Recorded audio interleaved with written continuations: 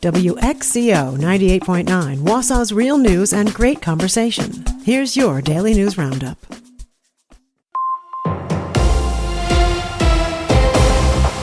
For WXCO News, I'm Isabella Nieto. Some Republican lawmakers have proposed a bill that would ban absentee ballot drop boxes in Wisconsin, and it got a hearing in an assembly committee Tuesday. Savannah Tomei Olson takes us there. Wisconsin had more than 500 drop boxes in 2020.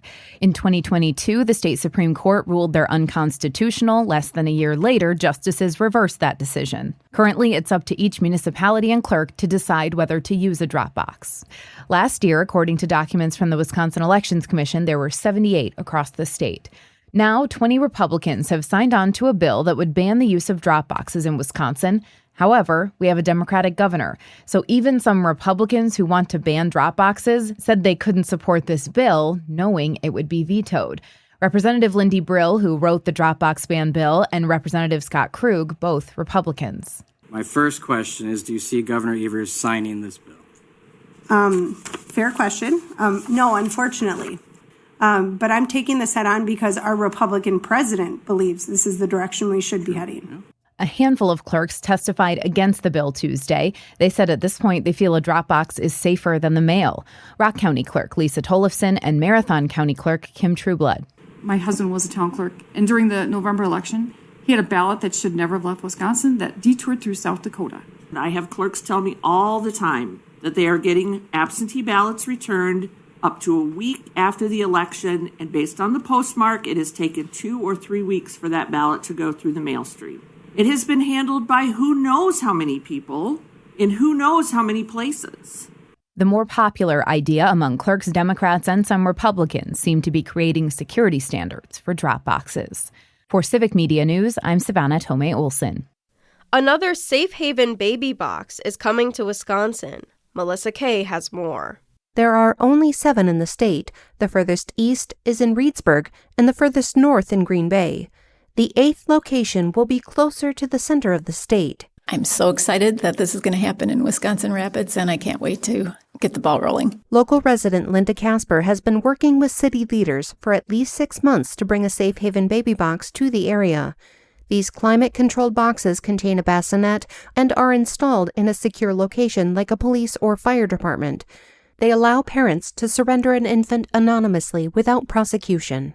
The first baby box in the state to receive an infant happened in Racine last month. Child care providers across Wisconsin are calling on state lawmakers to support proposed legislation to extend funding for the Child Care Counts program. The Child Care Counts program was a major topic during negotiations on the new biennial state budget earlier this year. After declaring 2025 as the year of the kid, Governor Tony Evers repeatedly said he would not sign a budget that did not include Child Care Counts funding. Lawmakers eventually agreed on creating a $110 million bridge payments program as part of $360 million in total child care funding in the new budget. However, child care providers say the payments aren't enough to continue covering their needs. Part of the challenge is finding a way to both make child care more affordable for families while also paying providers a living wage. The proposed legislation would provide over $440 million in state general purpose revenue to support the child care industry over the next 2 years. Republican state lawmakers have proposed their own legislation under which child care providers could receive business tax credits for themselves and their staff. A Marathon County nonprofit received 60 pounds of winter gear donated by the Green Bay Packers. WSAW reports the Open Door of Marathon County received the donation as part of the team's Packers Give Back program.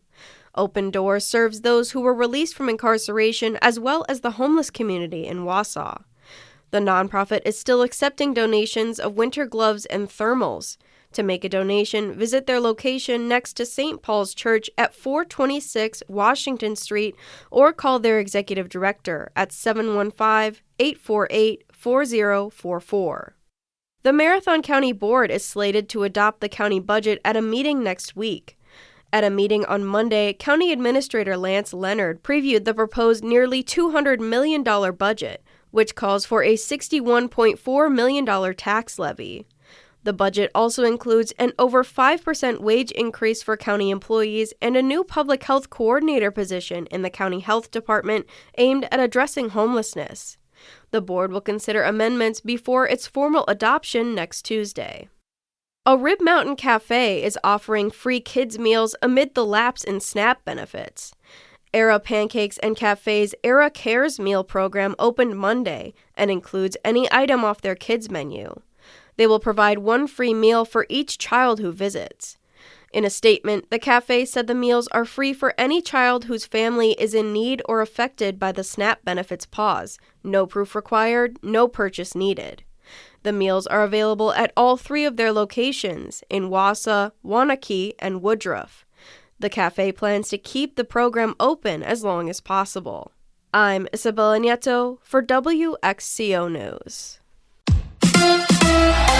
A victory for the Golden Eagles. Hi, I'm Mike Clemens with sports. Basketball. The Marquette Golden Eagles beat Southern University in Milwaukee 100-82. Head coach Shaka Smart. The way that we've built our roster, the way we've built our team, we have quite a few young guys, meaning freshmen and sophomores, that, let's be honest, their best basketball is ahead of them. But the way to get to that, they need some game reps. They need some opportunity. The Badgers play tomorrow night against Northern Illinois in Madison. It's the Bucks and the Bulls at Five Surf Forum tomorrow night. NFL, the Packers have reviewed the tape of their loss to Carolina. I talked to linebacker Rashawn Gary. As a defense, just trying to go out the field. We understood, how they wanted to attack us.